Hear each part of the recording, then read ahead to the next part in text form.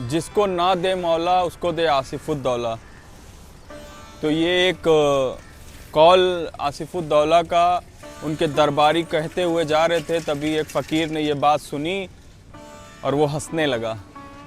और सिपाहियों को, दरबारियों को ये बात नागवार गुजरी और वो जाकर नवाब साहब को बताया कि ये वाक़या हुआ। तो नवाब साहब ने कहा उस फ़कीर का पता करो, वो कहाँ पर है और हम उसको वहीं पे जाके उसको भीख देंगे।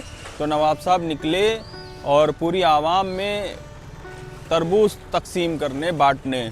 तो नवाब साहब को इशारा किया कि यही एक फ़कीर है जो आपकी इस कॉल पे हंसा था।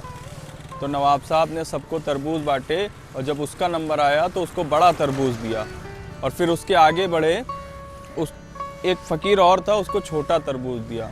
तो वो जब नवाब साहब आगे बढ़ गए तो वो जो उसको छोटा तरबूज मिला था वो फ़कीर रोने लगा। तो दूसरे वाले फ़कीर ने देखा और अपना बड़ा तरबूज उस फ़कीर को दे दिया।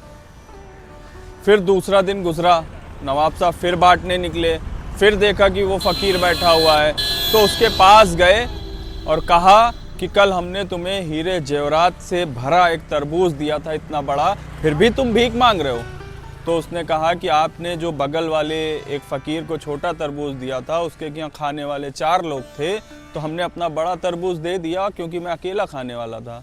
तो कहा पागल, उसमें हीरे जेवरात थे, तुम अमीर हो सकते थे। तो उस फ़कीर ने हंसते हुए कहा कि जिसको ना दे मौला उसको क्या देगा आसिफुद्दौला।